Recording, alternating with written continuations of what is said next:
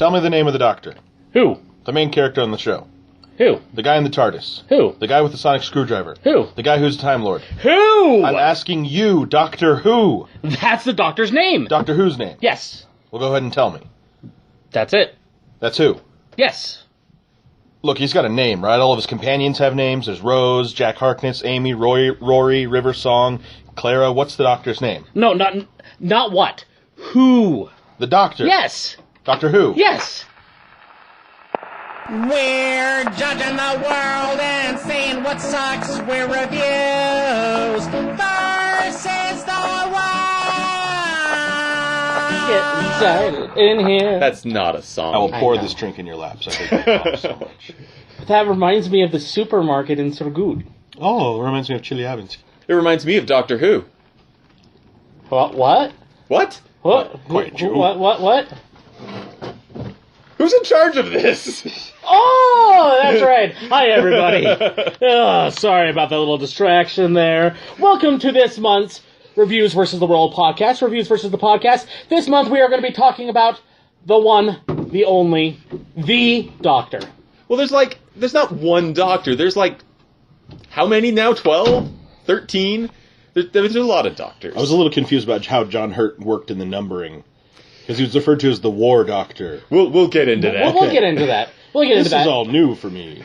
But before we talk a little bit more about Doctor Who, let's go around the table, and I want to hear what you guys have been into for the last month. Because, it's been a little while since we've gotten together. So, John, what have you been into? Oh, just catching up on Frasier, Frasier. Love it. It's actually 15 solid. years too late? No, this is a second viewing all the way through. It's, hey, it's funny throughout. It holds up, and it's really well done. No, I'm trying to think what other shows I've been, binging or what else. Wow. Wow, indeed. What have I been doing with my life? Probably Check your arm. important Do you things have any heavy Sharpie marks on it? Getting ready for Comic-Con, really. Yes. Salt Lake Comic-Con. Salt Lake Comic-Con Woo! is next week. John and I are both going. Just for I fun. am not. Yeah. So, looking forward to that. That'll be my first time ever going to Comic-Con. It's a lot of fun, and it's supposed to be huge, and we have some great people coming, and I'm just excited to see all the artists and stuff. That's kind of what I've been looking forward to. Yeah, we're kind of, in a slump as far as, big movies and stuff. I guess Everest came out yesterday. Haven't seen that. What? It's a movie about Everest, and people climb up, and oh no, there's a storm, and we're going to get stuck on the mountain, and why would you climb a mountain in the first place? But that's just, But I think Steven has read some comics.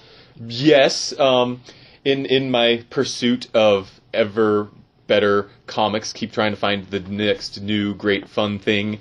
I've actually turned to reading a lot of manga recently. One in particular that I've enjoyed recently is called My Love Story, which is a high school romance about a young man who is 16 years old, and he is 6'4" and 280 pounds of pure muscle.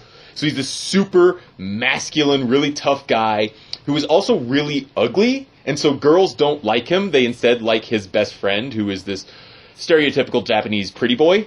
But one day he meets this girl on the subway. The girl is being harassed by a pervert on the subway. So he saves the girl, then punches out the pervert in front of a cop. And so he gets suspended from school. The girl keeps trying to hang out with him. He thinks that she's trying to use him to get to his best friend. So he's like, okay, well, I'm a nice guy. I'm going to help them get together. But no, she's actually in love with him. And so eventually they kind of confess their feelings. And the whole series so far is about their courtship. And it's the comedy comes completely from this really tough, masculine, ugly guy going gaga over this cute little girl, trying to catch the flower crown that she made for him when it gets blown off his head. It's just, he makes the funniest faces. At least once an issue, there's a panel that's just him saying, I love her! And his face gets really intense! And it's great. It's weird, and I've kind of enjoyed it quite a bit. I think it's actually available. There's an anime of it, which I've not seen, but that's on Crunchyroll. The manga, I think, might actually be on the Crunchyroll app. I don't know. So once again, what was it called? It's called My Love Story. And I'll remind our listeners that Stephen is a man with a full beard, and he's a grown-up. Yes, I am a grown-up whose guilty pleasure right now is teenage love comedies. I'll also say that as far as comics go, I've read Squirrel Girl, The Unbeatable Squirrel Girl, which came out in trade pretty recently. It's not everything I wanted it to be, but it's pretty darn close. My only tiny nitpick is with some of the art. I love the artist. Erica Henderson draws some great cartoony figures. And her Squirrel Girl is fantastic. Just sometimes, like, there's a scene where Squirrel Girl summons all of these squirrels to climb on her, so she's wearing a suit made out of squirrels, so she's got squirrel armor. But it just looks like a big mass of brown. It doesn't look like a bunch of individual squirrels, and so that's kind of disappointing. But that's the only real complaint that I have about the art. Otherwise, it's great. The writing is by Ryan North, who writes Dinosaur Comics, I believe, the web cartoon. Right. And it's fantastic. The plot of the first arc is Squirrel Girl has to fight and scare off Galactus. Awesome. Squirrel Girl's whole shtick is that she has this ridiculous superpower where she has the proportionate strength of a squirrel, and she can talk to squirrels, and somehow she's able to take out the biggest threats in the Marvel Universe. She beat Dr. Doom. Her first appearance, she beat Dr. Doom. A later appearance, she beat up Thanos in front of the Watcher. And the Watcher is there, and he's like, I am the Watcher, and I can tell you that Thanos and was not, in fact, a clone, a duplicate, a robot, a simulacrum, or anything of the sort, but was, in fact, the actual Mad Titan Thanos. I don't want to give away the ending. Squirrel Girl does not necessarily defeat Galactus. It's better. It is the absolute perfect ending for this story. You have to just kind of read it, because it's great. Does she Bugs Bunny her way out of the situation? Great. Okay. That is all I'm going to say about that. All right, you are Marvel's casting director. Who would you cast as Squirrel Girl in a movie? Kristen Schaal. That's what I'm Not even. You seen the improv bit where it's Kristen Schaal as a horse? Just YouTube that. Geez. You'll hate me, and then you'll love me. You'll hate me again, then you'll love me. It's a long bit. It's ridiculous. The only concern is that Squirrel Girl is technically a college student, so Kristen Schaal might be a little old, but they can. I don't care. Yeah. I think she would be perfect. I really do. The last thing that I wanted to mention, with Star Wars coming out later this year. What? Yeah, what? I haven't heard anything about this. Well, I'm not going to talk about the movie that's actually coming out, John, so you can unplug your ears. I have not been excited about it, because I kind of haven't cared. However, I have checked out Star Wars Rebels, which I've heard good things. I'm not quite done with the first season yet. I'm about 2/3 of the way through, and I don't love it necessarily, but it feels very Star Wars to me. It's got more of a vibe from what you got from the original trilogy as opposed to the prequels. It reassures me that Disney kind of gets what makes Star Wars good. And so all of the where George Lucas, the creator of Star Wars, did not. George Lucas, I'm not here to dish on George Lucas. I'm gonna say that the stuff that is really good about Star Wars, some of the great set pieces, the action is all there, but also some of the quieter character moments, the philosophy, characters that actually are, characters and not cogs in a plot machine. Star Wars Rebels does have some decent characters. They're not my favorite characters, but they're serviceable. The best one, I think, of my personal favorite is the alien who is voiced by Steve Blum, from Legend of Korra and Cowboy Bebop and some other great voice work. Who was he in Korra? In Korra, he is Amon from season 1. Oh. Yeah, he's great voice, super talented man. But yeah, they've got a girl in Mandalorian armor who's kind of a punk and likes to spray paint things, and so she's got characteristics. They've got a young punk Jedi in training with a weird little slingshot weapon that's kind of silly. They've got a Twi'lek who is not the sexy eye candy girl, but she is in fact the team mom. That's the alien species with the two twin tails that dance sexily in Jabba's palace. Yeah, this room is familiar with Twi'lek. That's fair. That's fair. Okay, maybe some of our listeners are not. Anyway, taking the character that's normally the fan service character and turning them into a responsible, mature adult woman. kind of a cool move. Yeah. Freddie Prinze Jr. does a voice. You had me, then you lost me. The villain is voiced by, I cannot remember his name. James Earl Jones. No, although James Earl Jones is in the pilot. He's I know. in the first episode. He has like 5 seconds of screen time as Darth Vader. The villain is voiced by the same guy who did the voice of, darn it, the season 1 villain in Avatar: The Last Airbender. He's in The Patriot. He's a fantastic... Jason Isaacs. Jason Isaacs. Ah. Jason Isaacs voices the Inquisitor, who's the evil sort of Jedi guy who's their enemy. He's fantastic. There's some intriguing stuff going on in Star Wars Rebels. So If you don't know, Lucius Malfoy. Yeah. oh, there you go. third, There you go. yeah. Sorry, I've only seen each of the Harry Potter movies once, if I've seen them at all. That's all you need. yeah. Yeah. Anyway, so I've been into some fun stuff this month. Very cool. I neglected to mention, I had family in town, so there wasn't a whole lot of geeky stuff going on, mostly just playing the Jackbox party games. Oh, so Oh my fun. gosh. Have you played Quiplash yet? Uh-uh. I have not. It's the best one. Really? It's better than Fibbage. Better than Fibbage. Wow. It's everyone answers 2 questions at the start, and then they present them and everyone votes. And you can have a lot of people voting on it, but only like 8 people playing. And so it'll say, think of the last award you would want to win. And so it's just, gives you kind of a platform to be funny and for everybody. So it's, like questions like that are leading into areas that you can, make it really funny. And then depending on how many votes you get points off of that. And there are 3 rounds. It's a lot of fun. But I also was coerced, was peer pressured by my family into watching both Pitch Perfect movies. They are not They're awful. really funny. Yeah. I could still like make fun of it, but like it knew what kind of movie it was. And the second one is like beat for beat the exact same plot as the first one, and I was fine with that. And it was really entertaining. I thought it was just going to be like Glee and all about like singing and like girl power, just stuff that wasn't for me, but like fine if you like that, whatever. I thought it would just be annoying. It was really funny. I didn't love Pitch Perfect. I did like the music. I did think the music was the best part. But I was just I watched the movie and I'm like, I don't know what to do with this. This is nothing to me. It's just ridiculous. That's for the point of being ridiculous. I will say my favorite song in either Pitch Perfect, though, is Pitch Perfect 2, when the German group sings the Muse song. And the fact that they work in the accents into the song, Oh, yeah. too, is Like, so ridiculous. over the top. Oh, yeah. Over the top. No, I love, and I'm trying to remember the character's name. I think it's Lily. But the one girl who speaks really quiet. She's She hilarious. says the funniest crap. She's hilarious. Man. So, but that's the only like new thing. I've been keeping a list of all the movies that I've seen for the first time this year, and those were the last 2 on my list. So, Very cool. So with me, first of all, I had a baby. Woo! Congratulations on successfully breeding. again. It's my 4th. Oh, Yay! Silence. Sorry, the applause. Oh. Sorry, we were distracted by Agents of S.H.I.E.L.D. Oh, is that what you got going? Oh my. So, yeah, had a baby, and she's adorable, and that She is adorable. that did give me some time to get a little bit of happy geek time in. And Yes, so, I have a baby. That means I don't have to go to work and I can stay home and watch Doctor Who. Exactly.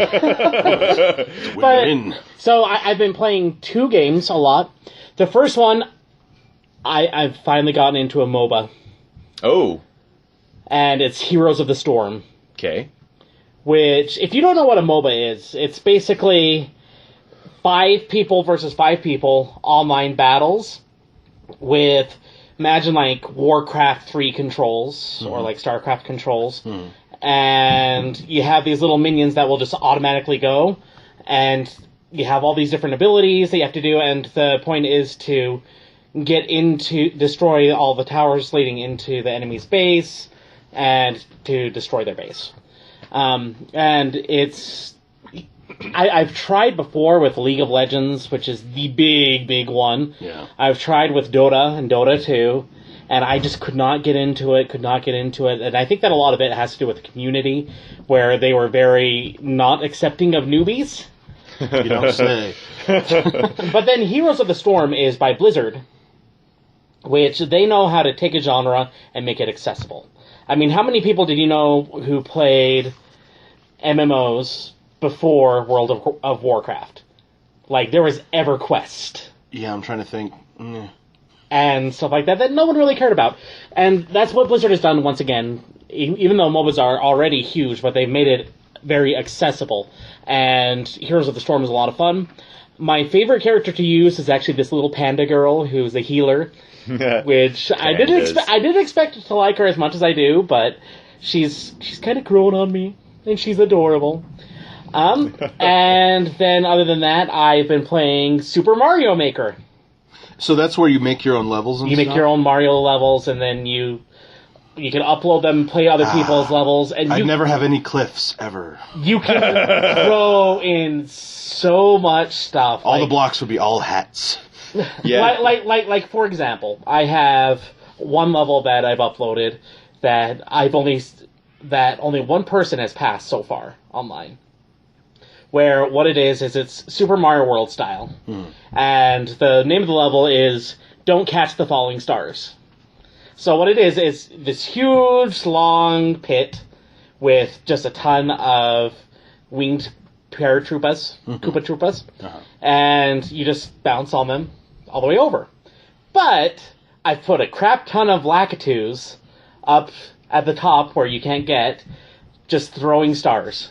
Jeez. Instead of throwing the spinies. You sadist. And so if you touch one of the stars, then you can't bounce off of the Koopas anymore. You just go straight through them. Jeez.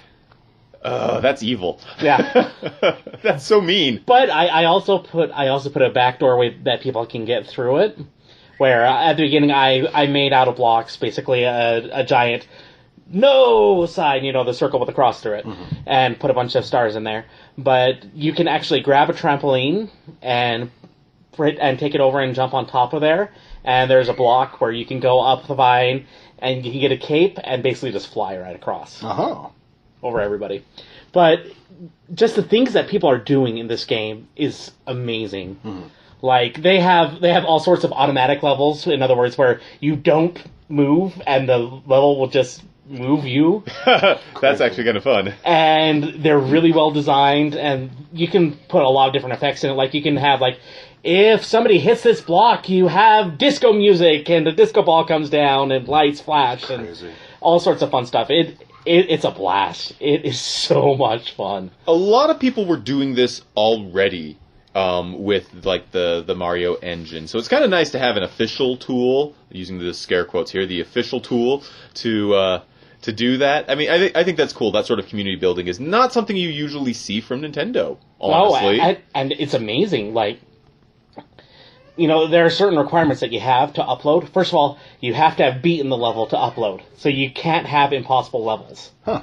That's good. So that's why you put the back door in, right? Yeah. Actually, no, I did beat it both ways. Did you make a level where you're just frying Mario with a magnifying glass? You can just picture this level. Anyway, so Mario Maker, tons of fun.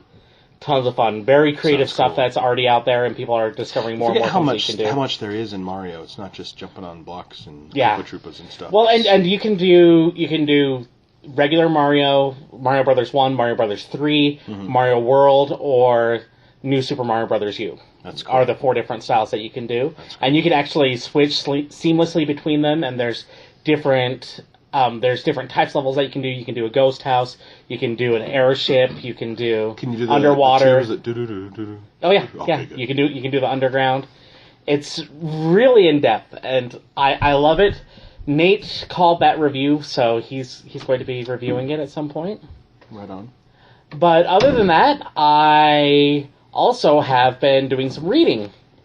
And nerd. I talked about manga, and reading is what gets the nerd comment. That's hilarious. No, I was thinking about that. You didn't say it, though. Steven, you're a nerd. Oh. So there we go. Thanks for the clarification. I was going to say, it doesn't really mean much in the room of nerds, but, Right. What you been reading? Anyway, so I have been reading a book called Steelheart, is what I just finished reading. And it's Brandon Sanderson, which I love Brandon Sanderson's books. They're usually great. He's a great writer. This might be my least favorite book that I've read from him, but that's because it's meant as a young adult novel, Oh. and I'm not always the biggest fan of young adult novels. Was there a love young triangle? adult. It's young adult, post-apocalyptic. That's a whole genre by itself. Yeah. But it is actually very interesting how he sets things up. I'm actually on the second book now. But it is basically that this thing came into the sky called Calamity. And because of that, people started getting superpowers. But for some reason, all these people with superpowers were, like, corrupted and evil. And so, basically, they've taken over the world, more or less. You know, like, they'll claim a city, and different superpower people will fight each other over the city. And, of course, you know, they'll just kill regular people left and right, because they're evil at that point. And it's set up really well how... One thing that Brandon Sanderson does great is just world building and, you know, setting rules to things. And so, like, superpowers, everybody who has superpowers has 2 usually abilities. And they all have a weakness that can completely negate their ability. So they all have their own kryptonite. Is it common to anyone who can fly that they have the same weakness? No. Okay. No, everyone has their own weakness. Okay. And, of course, the supervillains all try their best to hide their weaknesses. You know, they don't want people to know about it. But this story is about a group of rebels trying to fight against the epics and kill them. And so they have to try to find the special, you know, find the weakness, and then make elaborate plans to catch them and destroy them. So it's also kind of heist-y. And it's a lot of fun. So I really recommend it. Even though, like I said, it's not my favorite of Brandon Sanderson's. It's my least favorite, but it's still a good book. All right. Very cool. Novels. Yeah. You got to have pictures. Where are the pictures? All right, so let's get talking about Doctor Who. Who? We did that already. Oh, yes. Yeah. Doctor Who. All right, so I wanted to get started just first of all with how did you get to know the Doctor? Like, where did your desire come from? What's your history with Doctor Who? So I'll start with this one. My dad is a huge science fiction buff. He loves, like, the really bad, like, 1960s, 1950s science fiction movies. He's the reason I know who Godzilla is. Because he showed us all the Godzilla films. He also liked Doctor Who. Like, Doctor Who was actually a staple in my house for several years when I was a kid. It was on PBS. I grew up watching, actually, the Sylvester McCoy Doctor. And from there, I also went back and saw some of the earlier ones. Of course, Fourth Doctor being probably the most prominent. But I've seen a little bit of, I think, every Doctor at this point. Sylvester McCoy is actually my favorite of the classic Doctors, and a lot of that is nostalgic connection to it. Well, I haven't done much of the classic Who, but I've heard that he's, like, the most playful. I don't know that that's true. I think Tom Baker was probably more playful. Really? Sylvester McCoy's Doctor is probably the darkest of them all. Yeah, because at that point there was a plan. My understanding is there was a plan for Sylvester McCoy to wind up having an evil future version of himself that was going to, like, destroy the world or something like that. There was always these hints that he had this really dark side to his personality that never materialized because the show got canceled. So, of course, Doctor Who was kind of out of my life for a long time. I did see the Eighth Doctor movie with Paul McGann. I saw that and was, like most other people, disappointed by it because it was not very good. Doctor Who disappeared again. When it came back, I resisted watching it for a while because I was actually in college at the time and I was busy watching Law and Order on TNT for 8 hours a day. So I didn't really get into Doctor Who again until well into, I want to say, the 4th season. And we'll talk a little bit about the episode that got me into Doctor Who in tonight's podcast. I have since fallen off. I've not been a regular Doctor Who watcher since the end of Series 6, the second Matt Smith year. And so Peter Capaldi is still basically like this unexplored territory of Doctor Who. I've never seen anything with Clara before today. So I've known Doctor Who my entire life. I've loved Doctor Who my entire life, but it's a cycle. I'm not a constant with Doctor Who. Makes sense. It was unknown to me until maybe about 10 years ago, 9 years ago. I can't remember the first time ever hearing about it, but all of a sudden people were just obsessed. And I guarantee you it will be the most popular costume at Comic-Con because it's the easiest cosplay. It's really easy. You know, and everyone is in a bow tie and a fez. There are occasional scarves. Now, you know, there's sonic screwdriver, but There's brown trench coats. Yeah, yeah. I think I saw Blink, which is not really representative of Doctor Who, but a lot of people's first episode. Really great episode. And I thought, I'll give this a shot, and watched a couple of Christopher Eccleston's, and didn't really like it. And we'll talk about that when we talk about Dalek. But I was like, it's just too low budget, and it's not really grabbing me. People kept talking about it. People were obsessed with David Tennant, and then Matt Smith, just obsessed with it. And so, watched these, and I think I'm going to give them all a try. And there were things that would pop up, and I kind of was aware of the backstory and wanted to know more about it. And now I really want to know because things have happened in these episodes that are interesting. So, I was raised on Marty McFly and Back to the Future, so any time to travel stories, got me at least a little interested. So, Very cool. Yeah. So Brady? So with me, I was raised on Bill and Ted, so time travel. Oh yeah, very different time traveling phone box. No, hold on. Oh, yeah, okay. I was as long as we acknowledge that it's both in a phone box, but they didn't have as much room as the TARDIS. They had to tip it on its side so that Socrates and everybody else could fit. Oh gosh, good times. Such a stoner movie. Oh man. Anyway, so my history with Doctor Who actually is not as long as either of your histories. Oh, wow. Well, I guess you could say going back to when I was a kid, and I remember a Simpsons episode where the comic book guy got 100 tacos, and then goes, "This will supply enough sustenance for my Doctor Who marathon."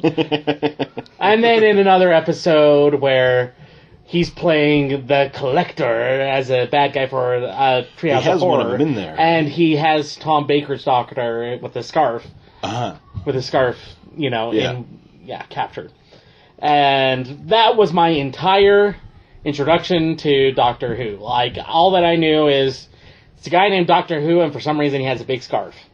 And I knew nothing else. Actually, his name is not Doctor Who.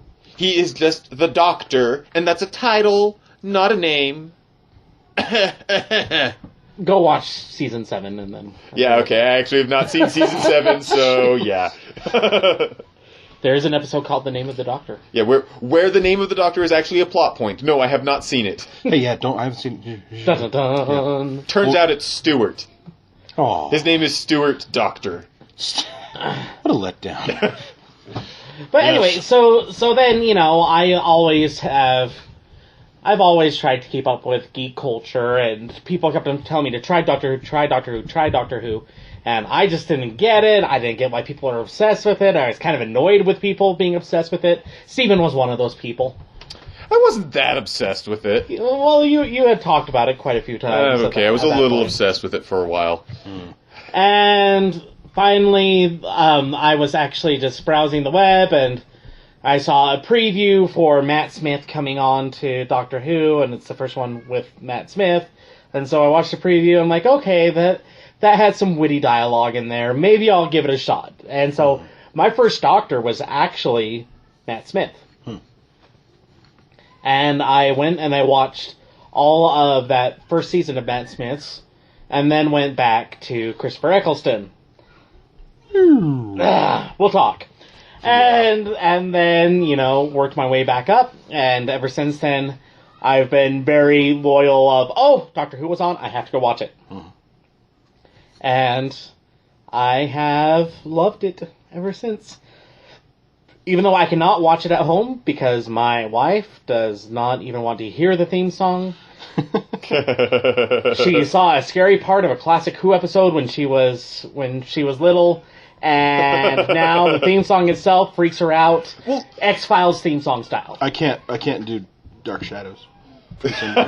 Oh man, my sister-in-law loves Dark Shadows. I've never seen it. Oh. But let's be honest, the theme song to Doctor Who, it's a little creepy. It is. It's a Oh, it's little very creepy. And in the Peter Capaldi episode, the music It worse. gets creepier. Yeah. And Yeah. actually, that was the the graphics thing. were cool. The thing that I noticed today, watching the Peter Capaldi episode for the first time, the theme song is way more similar to what Classic Who was like than Oh, really? New Who. Because New Who has a lot more orchestration behind it. Classic Who was very bare bones. It just has the ba-da-da-da-da-da-da-da-da-da. I prefer Yoo-Hoo to Classic Who. So, we watched a few episodes. Yeah, Yeah. we did, in fact. Let's 5 talk of about them. them. All right. So we All started right. with Dalek or Dalek and $1 short. Or, it might actually be pronounced Dalek. Oh, you know what? All right. What has 2 thumbs and actually lived in the You UK? would be a Oh, good this guy. Dalek, Stephen. They say it! It says Dalek! It didn't work for my joke. Fair. So what I want to know, the picture on IMDb right here that just popped up, Rose is touching it. Didn't the doctor, sit her down, we're going to go adventuring, and if you see any trash cans with little mixers on the front of them and blinky lights, don't touch it. No, he did not. Shouldn't that be a Obviously. sheet? Shouldn't it be like everything I know in life I learned from the doctor, and it's just a list of aliens, and they got the Cybermen who look like Legos, and the Daleks and the Master, whoever else, or the big villains. Shouldn't he have in the door of the TARDIS, a wanted poster? Shouldn't that be your first lesson? Now, to be fair, Uh-huh. the Christopher Eccleston Doctor Who is based on the premise that there was this war where all of the Time Lords and all of the Daleks were destroyed. So, according to everything that Christopher Eccleston's Doctor knew at that point, there were no Daleks. They were all dead. You know what? You still see signs about Bigfoot and Nessie. Don't say that they're dead! No, I mean... I'm pretty sure they I'm actually sorry. exist in Doctor Who's world, too. I'm sorry, Brady. There probably is a crappy Classic Who episode about Well, Oh, I'm- there certainly is. I'm just saying, there should be warning signs. But, be that as it may, they traveled to 2012. The far-off future of 2012 in the To distant land of Utah. I think my first notes here are... Just I fell asleep. It's boring, been there, but then it picks up because it gets right into the action. They're like, oh, hey, we're in a vault full of stuff. And then he goes up to a Cyberman face. Yeah. And they're really bad guys. They're super bad. Yes, yes. So, can I just say, anytime that I see, oh, okay, well, the next Doctor Who episode, it's a Dalek episode. It's a Cyberman episode. And I immediately roll my eyes and think, these things should not keep coming back into episodes because they have these great new villains. I love the Weeping Angels. I love the Silence. And let's just get rid of the Daleks. Is it fan service, do you think? Oh, definitely.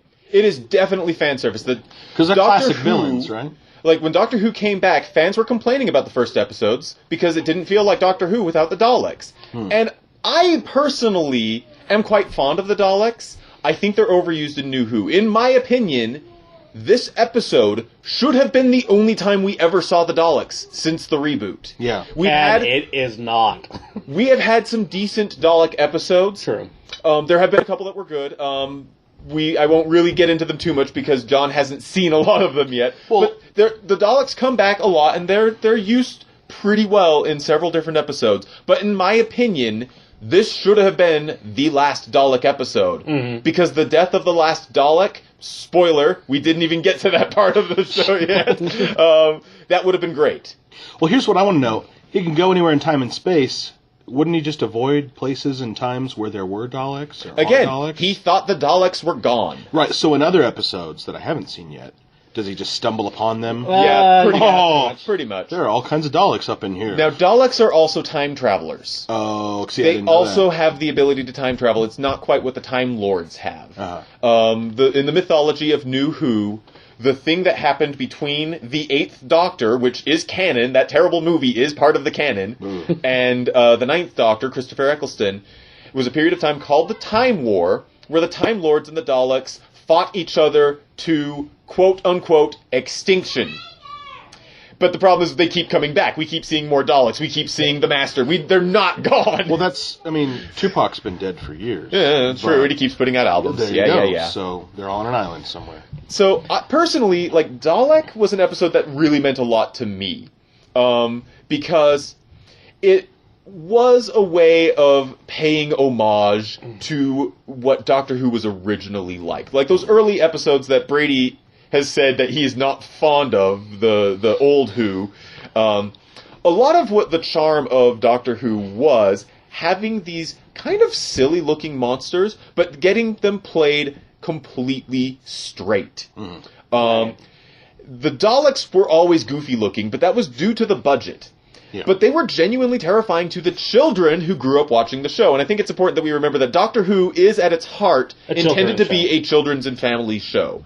It is something that parents can watch with their kids. That was always the point of Doctor Who. Back in the very beginning, it was meant to be educational, even, which it got away from that pretty quickly. Yeah. But the Daleks were always presented as a credible threat, even though they looked ridiculous. And so here we have the ridiculous-looking Dalek, and they try to play it really, really straight and really, really terrifying. And your mileage may vary on whether or not that actually works, but that is certainly Doctor Who. Yeah. Yeah, I think that they did a good job of showing that he is a threat. But one thing kept on distracting me in this episode, and that is the actor that they had playing the guy with the mustache. Henry Van Statten. Corey Johnson. All that I could think the entire time was Turd Ferguson. Because he reminded me so much of Norm Macdonald's Burt Reynolds impression with that awful American accent. See, he's a character actor that pops up a lot. He's in the Bourne movies. And, pops up in... he was in Captain Phillips. Oh, Saving Private Ryan, apparently. Yeah, I remember that now. So, just seeing him, I was like, oh. So it kind of added a bit of legitimacy to the show. While at the same time, I was really struggling to be like, that trash can's going to kill everybody? Really? Yeah. This episode... But then, I think they did it. I think they, It's certainly... I watched the episode again a couple days ago in preparation for this podcast.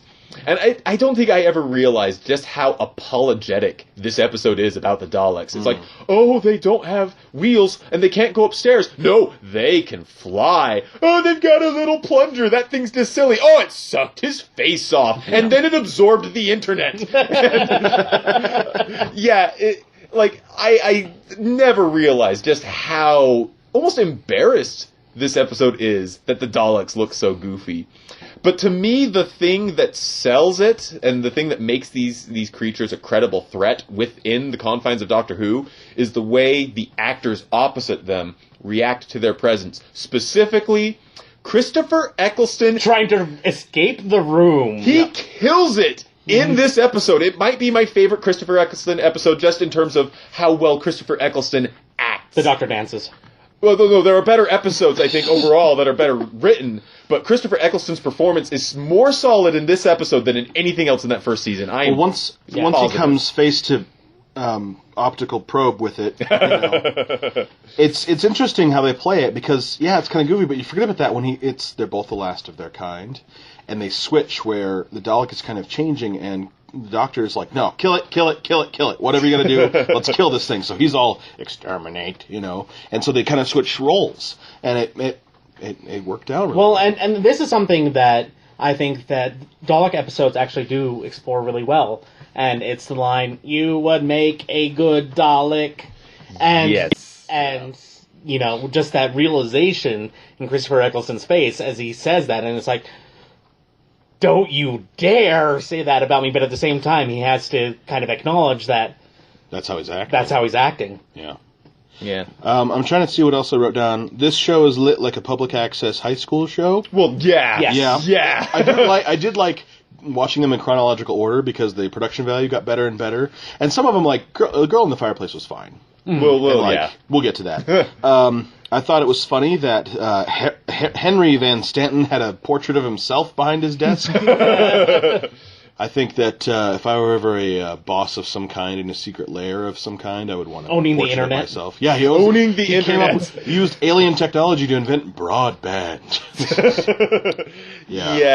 I hate Van Statten. I think he's a terrible character. Honestly, kind of like a one-note bad guy. Yeah, I was a little bit afraid when they said that Salt Lake City was was, the most immediate in danger city. Because they would hit your house first on the way. Oh, they would, and then know what, then I remembered that 2012 already happened, and The Doctor already stopped the Dalek. I decided that after looking at this and, getting to the end of the episode, the Dalek wasn't defeated by its newfound feelings, but the moment it tried to access the internet from Utah. Comcast, exterminate! Oh my gosh. But yeah, good flip, I thought, where because he made contact with Rose, that kind of messed him up. And then when they opened up the Dalek and you actually saw what it was, it looked like... it's Krang who's melted. I thought it looked like the booger drawings from Ren and Stimpy to me. That's really what it looked like. It grossed me out so bad. It's the things Cthulhu sneezes when he has a cold. Okay. Yeah, no, the Daleks worked best with sort of an aura of mystery around them. Yeah. Which is another reason that I think this should have been the last Dalek episode, because you get to see that underneath their armor and behind all of that intimidating weaponry and those crazy shields that make bullets just completely disappear, they're kind of pathetic little biddies. Right. They're just nothing. A bucket of snot. Yeah, just a bucket of snot and an eyeball that only wants to be loved and feel the sunlight. Oh wait, no it doesn't. It must die. All right, so the way that we arranged our episodes is I did set it so that we would basically talk about one Doctor at a time. So, first of all, before we talk about Christopher Eccleston's Doctor and thoughts about that from this episode, what did you guys think about the companion? What did you guys think about Rose? Oh, Rose. Oh, Rose. I understand Whovians don't really like her. There is a huge, civil war. Because there are people who love Rose. I hate Rose. There are people who hate Rose. Now, why do you hate Rose? And Because why do I think people that hate she's kind of an awful actress in the role. She gets a little bit better as the seasons progress. her? She was good in Day of the Doctor. Yeah. Playing- She's also get not into that. playing Rose. We'll get into that. Billie Piper does get a little bit better, but overall she's just annoying. And I think that the Cockney accent has, something to do with that as well. And that's probably horrible of me to say, but every time that she speaks, I just go, ugh. There's a bit of that in the first two episodes that I saw with Christopher Eccleston. I don't mind her as much, but I could see both ways. Personally, I'm actually pretty fond of Rose as a character to begin with. I think she's fine. I think when Doctor Who came back, you needed a character like Rose. The very first Doctor Who companions were like a middle-aged school teacher and another middle-aged school teacher. Again, it was supposed to be an educational show. So having a slightly younger character was helpful. Having a character from Earth was, important. And Have having they not it always be, been from Earth? There have been a few that have not been from Earth. Oh, okay. And another thing was kind of having an almost unremarkable character. Like, Rose is an everyman. She's a Every blank slate. woman.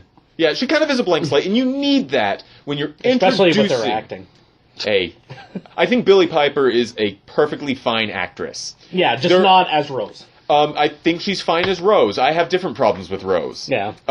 When Rose eventually gets written out of the show, the next two companions that the Doctor has are basically written as responses to Rose. They are both living in Rose's shadow. One of them very explicitly, and the other one, who is Donna, who's great. Oh. Donna's great, and it's kind of a shame that we didn't get to watch any Donna stuff for this. Yeah. That's kind of my fault. I talked Brady out of it. But, Donna exists to be the exact opposite of Rose. But Rose casts a shadow over the entirety of Russell T Davies' run on Doctor Who as the showrunner. And I was bugged by that because I love the way Rose was written out of the show. I thought it was a great conclusion to her story. It was bittersweet, but ultimately it was a happy ending. And it gets her to not be able to come back. Yeah, it was. There was just this little tinge of tragedy. I don't want to describe it too much again because John hasn't quite seen it yet. Yeah, sorry. But I thought it was great, and I thought that should have been the end of Rose. But she keeps coming back in the subtext, eventually in the text in some ways, and it just was horrible to me how basically Rose ruined the companions for the next 2 seasons after she was written out. And that's the reason that I am not terribly fond of her. I think she's perfectly fine in the first 2 seasons. And I've got no real problem with her. I have a problem with her legacy, though. That's my take on Rose. That's a good way to put it. Yeah. All right, well, how about Christopher Eccleston? It's a pity he didn't do it longer. Yeah. I think he could have hit his stride better, because I like him as an actor. I liked him on Heroes a lot. Mm. You know, when Heroes was good in that first season. It just occurs to me that since Doctor Who, Christopher Eccleston has picked some crappy movies and TV shows to be This was in. roughly around the same... Well, I guess a little after his run on Doctor Who. Hey, he's Malekith. Yeah! Oh, yeah! Yeah, he's Malekith. He is in the worst Marvel movie. Yep. Alright, hold on. Since Iron Man... Okay, Iron Man 2 is kind of... I liked Thor. Thor 2 is the worst of the Marvel movies. So I will should you. stand by that opinion. I still like I it. agree. We had another podcast where Yeah. we talked about that. Yeah. But anyway, Well, yeah. so Christopher Eccleston. I think he's alright. I think that he... You know, I didn't like him as much as the other Doctors that we watched, but he still had some good, moments, like I was talking about earlier, like him and the Dalek one-on-one like that. Oh, there's a particular scene in Dalek when he is yelling at the Dalek through the communicators right before the "You would have made a good Dalek" line, where he's just so livid. Specifically he calls the Dalek filth, and the way he says filth is so strong, and he spits, and he's got this little blob of spit on his mouth. He's actually foaming. He is so angry at this thing. That's the moment that convinces me that Christopher Eccleston really was the Doctor. See, Like- and the thing is, you know, I think that actually Capaldi, but other than Capaldi, out of all the new Doctors, that he does angry the best. He probably does angry the best out of the old Doctors as well. It's been a while since I've seen some of the Peter David and some of the other ones. But yeah, Christopher Eccleston had a lot of rage to him, and considering the mythology, again, this is a guy who just barely came out of this massively destructive war where all of his people died. Anger is an emotion he should be able to play really well, and so Christopher Eccleston was the perfect casting for this role. But I agree that he hadn't quite hit his stride yet. And he didn't like playing the Doctor. He didn't like it.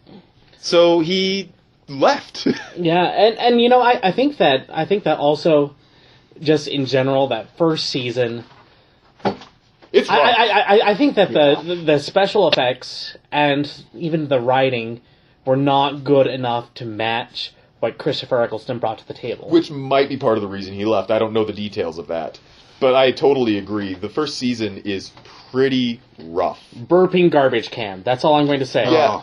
And that's another thing that Dalek is... That's another reason that this episode is so significant. Because up until this point... It was ridiculous. Oh, the episodes have burping garbage cans, farting aliens, a piece of skin as a villain. That's what turned me off of Doctor Who. And then until I saw Blink, I didn't, have any interest in watching, because I was like, ugh. Yeah, this is a show that you cannot tell people to watch from the beginning, because the beginning is so bad. Once you get into it, there is good stuff in those episodes that make them worth watching. I actually don't hate the farting aliens as much as most people, because I think there are some really good things in those episodes, but I didn't start there. My first episode of New Who was The Girl in the Fireplace. Which is a great transition, but we're going to take a break. Ah! And we will be back in, about 10 seconds for you, but a little bit longer for us. Woo!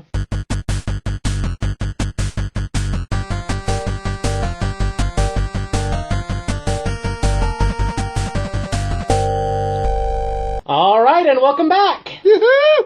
That's we normally have like a weird little dialogue thing going on while we start recording. No, we're just going right in, are we? I could tell a joke. All right, go for it. I have to think of one first. No. Well, let's just go, guys. You're on the spot. What's green and has 57 wheels? I don't know. Grass. I lied about the wheels. I love dad jokes. Classic. All right, and we're back. Girl in the Fireplace. Yes. So, what are your thoughts on Girl in the Fireplace? It is our David Tennant episode that we watched, of course. Yes, it is. Watching him, it felt like, comparing him to the other Doctors, it felt more like he was the real deal and everybody else was like a different version of him. Like, it just felt like he's the real Doctor and everyone else is like not quite the Doctor. I don't know. It was just weird to me. Like I maybe it's because I've seen probably more of his episodes than everybody else, but it's been long enough that like I don't have any particular attachment. But now I do. Now it's I'm a David Tennant fan. I don't know. Yeah, I think David Tennant has done more Doctor Who than any of the current Doctors. I think He did even 2 more than Matt seasons? Smith. He did 3 seasons plus 5 specials plus another special. Because Russell Davies didn't know when to stop with the specials. Well, we can talk about that later. But yeah, David Tennant did a lot of Doctor Who stuff, and he loved the role. And I think he still loves the role, even though he's been out of it now for a long time. It's been like at least 8 years, I think. Well, I know we're going to talk about Day of the Doctor, of course. Of course. And when he heard that he would have the opportunity to do that, he was very excited to revisit that role because, it's something where, when you're the Doctor and you're gone, you don't expect to come back again. Well, with Doctor Who, you always expect to come back again. Are you That's kidding true. me? That's true. Every single Doctor has the chance to come back. They did a special with the first 3 Doctors, although the very first Doctor had He's already died. died by that point. They've had the 5 Doctors, now they've had the 12 and a half Doctors. Like, Doctor Who is, of all the characters that you can play in fiction, this is the one that you're most likely to be able to come back Just to. a side note, did they ever explain what the connection is between the Doctor and Earth, of all places? He just really likes it. You know how some people are like Japanophiles? Or Anglophiles? Yeah, he's an Earthophile. Okay. That's really all there is to it, I think. Yeah. Although Makes the Doctor sense. Who movie did make some weird point about him being half human. Weird. No, I think that had something to do with... Never mind. That fact gets ignored. Okay, good. So... It's like, I don't need to know an origin story beyond there was a war. Like, I don't want to know, like, and he liked to play jacks when he was little. I don't, that's... Yeah, they get into some of that sometimes, but really, he's just this guy who took a box and went off and did some time traveling. Good enough for me. Yep. And, like, the character of the Doctor has always been a bit of a trickster. I don't think Christopher Eccleston really ever had the trickster role come up. David Tennant is totally the trickster. Oh, yeah. Oh, yeah. Totally. It even feels like it comes up in this episode. Even if it's not, like, if he's not actively laying traps for his opponents, although he does. He has that great scene where he comes in singing My Fair Lady and pretending to be drunk and having invented the banana daiquiri. That was really good. Oh my god. Always carry a banana with you. Yeah. Yeah, his personality, though, very much has this sort of trickster vibe to it. One thing that really got better with the second series of Doctor Who, with the David Tennant and onward, you started to have the great one-off lines that you didn't really have in the Christopher Eccleston year. You had good character building for the Doctor in the Christopher Eccleston year, but it just didn't have that wit. Yeah, the comedic wit in particular. Yeah. The Christopher Eccleston year had the farting aliens. David Tennant had the fabulous line, "I just snogged Madame de Pompadour." I love that. So good. I thought that the title sounded like something awful that you'd only hear in a deposition.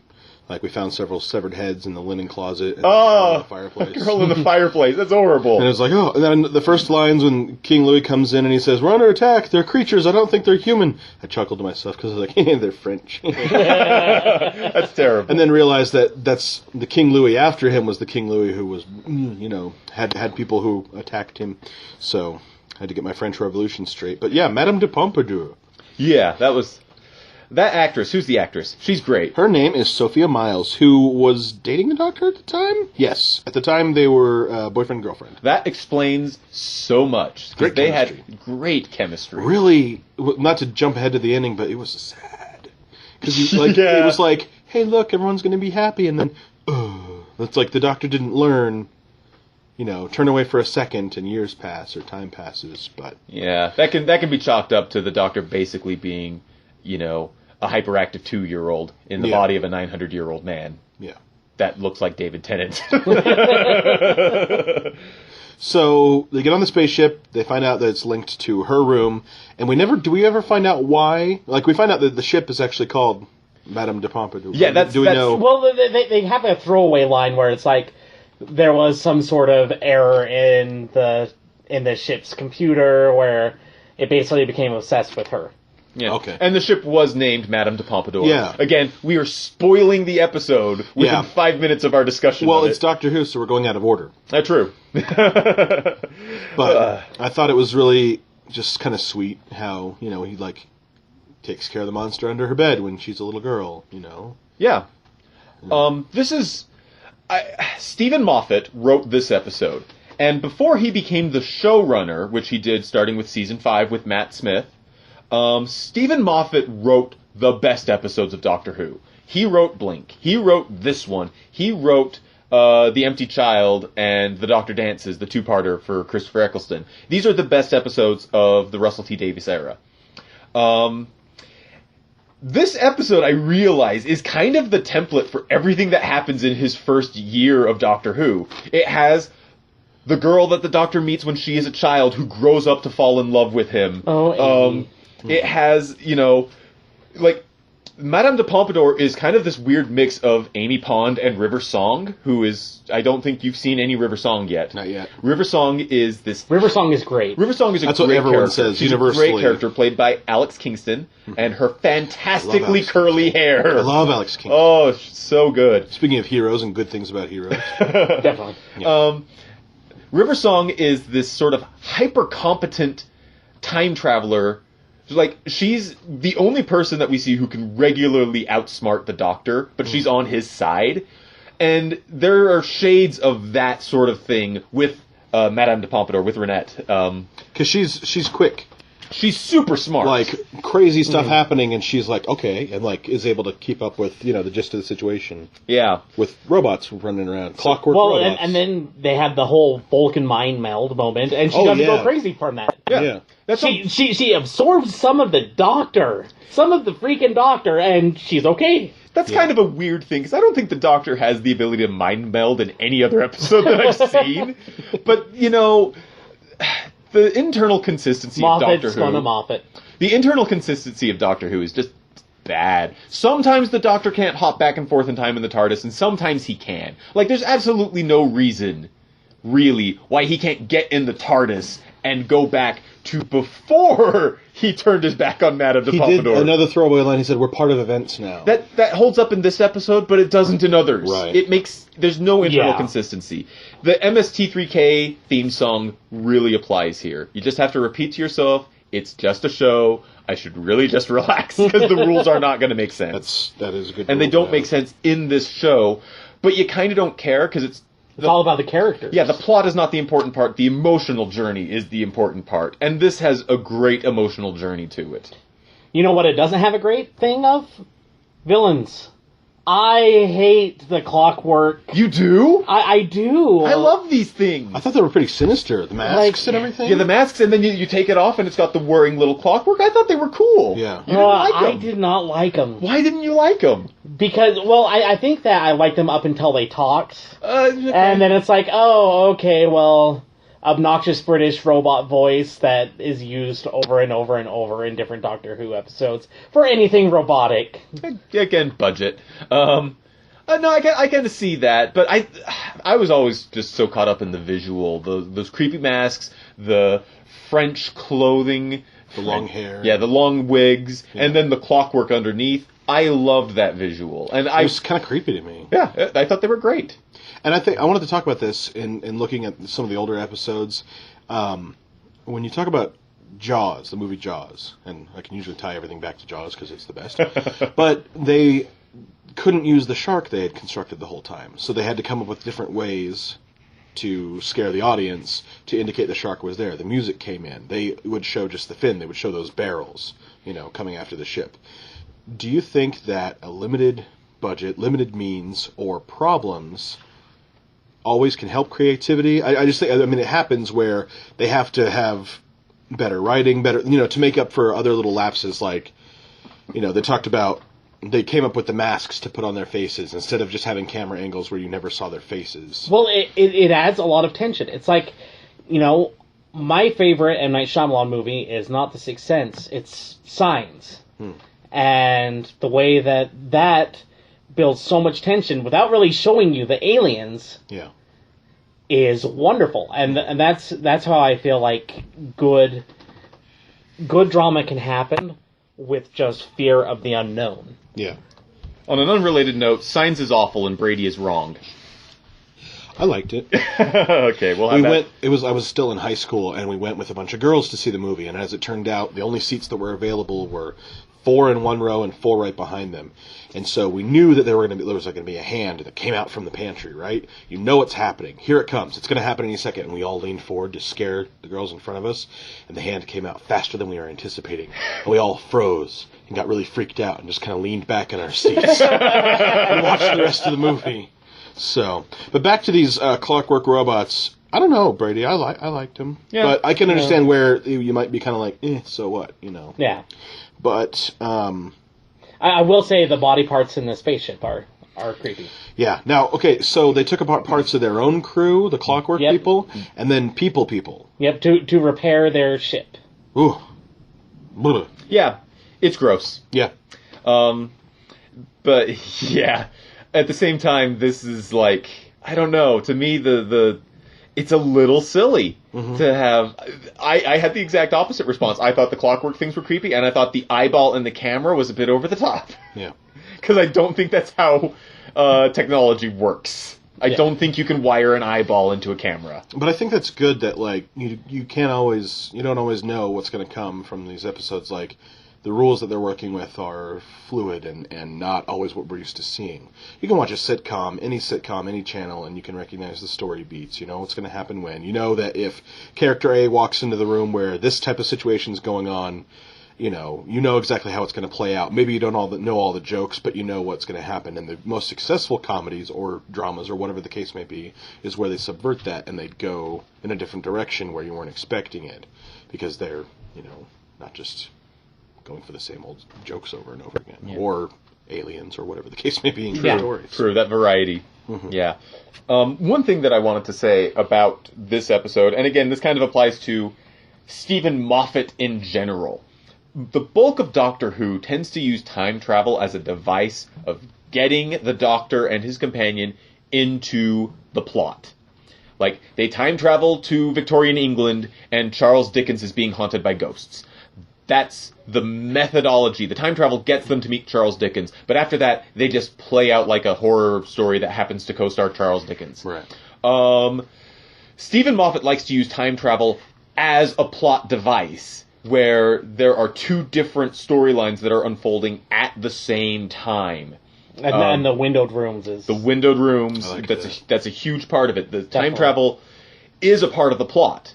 That even they're very restricted in how they can move back and forth between time, but the Doctor has to save the day by judiciously applying his time travel ability to the situation to pop up right at the exact moment where he's needed. Mm-hmm. That's very, very much a Moffat thing to do.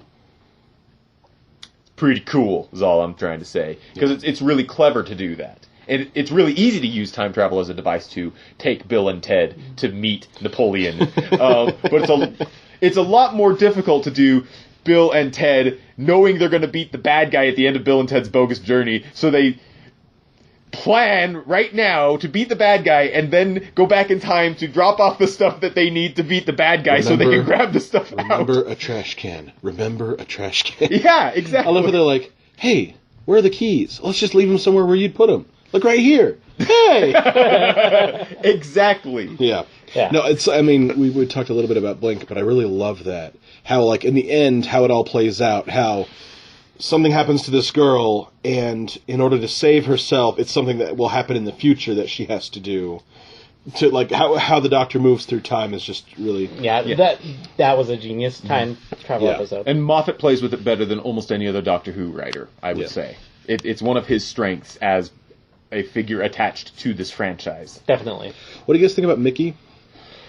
I do not like Mickey until later on when he leaves and has to become a man in the series. Then I like him a little bit more, but I'm not a big fan of Mickey. Mickey is... He's no Rory. Mickey is treated very poorly by the plot. He is... I don't think they were consciously playing into the cowardly black man stereotype, but he is very much the cowardly black man for a long, long time in Doctor Who. He mans up a little bit partway through the Christopher Eccleston series, Partway through season 2, he's doing okay.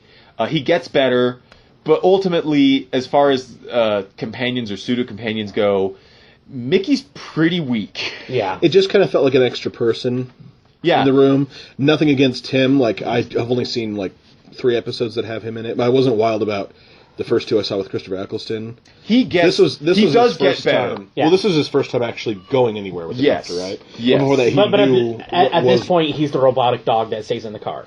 K9? That joke gets made. Yeah, I know, exactly. Jeez. That joke gets made. You will love that episode, by the way. Looking forward Anyway, yeah, back to Girl in the Fireplace. We got anything else to say about it? I just loved it. I thought that the connection between those two was really great.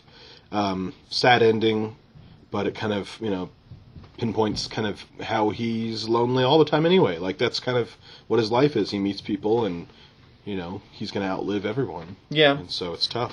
Yeah. Definitely. But I thought the actress was really great, Sophia Myles. Yes. Really Yeah, good, she did an awesome job. Very, very, very good. All Yeah. right, so moving on to Vincent and the Doctor. So I finished watching Girl in the Fireplace, and I texted Brady, and I said, "Oh, this made me sad. It was so sad." And he's like, "Oh, You're John, watching Vincent and the Doctor. You're gonna watch next. Vincent and the Doctor."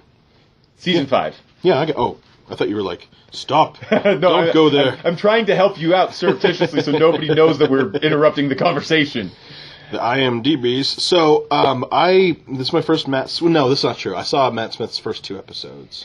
Which I not enough. I love his It was introduction. great. into It was this. great. I just didn't get enough of Matt Smith, because now explain the differences between David Tennant's Doctor and Matt Smith's Doctor. It seems like Matt Smith is a little crazy Yes. because of what happens to David Tennant at the end of his run. I don't know. I don't think that's what it Yeah, is. Okay. it's just every time that the Doctor regenerates, he has a new personality. Right.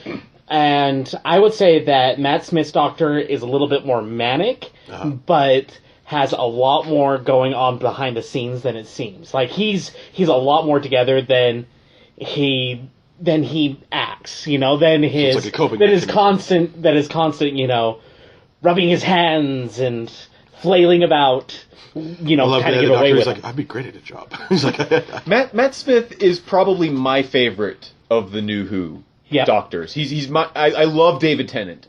I really do, but I have such hard feelings about how Russell T Davies ended David Tennant's run. He didn't know how to end it, and he kept on trying. Matt Smith, though, from the get-go, he's got this fun energy behind him. I think it's funny that technically Matt Smith is the oldest of the Doctors. I use the scare quotes again, that he's the oldest, but the actor is the youngest person, I think, to ever play the Doctor. And he also seems to be the one who is the least familiar with what human beings actually do.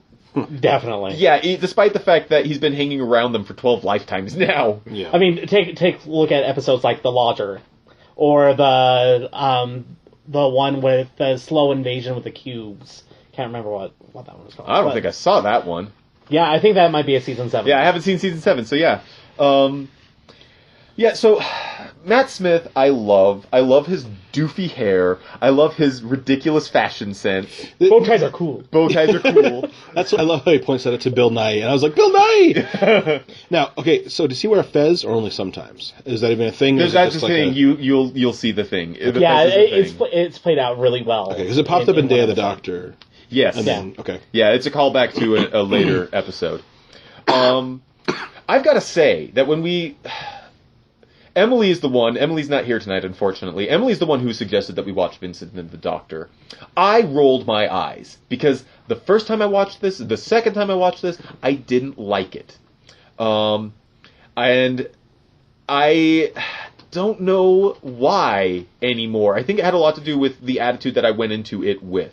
Because if you watch the whole series, the episodes right before this are the worst episodes I of don't the think first so. Matt I Smith don't think season. so. Well, yeah. Yeah, the Hungry Earth or whatever it's Yeah. called, they're the worst season 5 episodes. Yeah. Easily. And I'm just... So I was kind of already in this mindset where, this show is killing me. And then this episode comes on and it's super emotional and I think a little manipulative.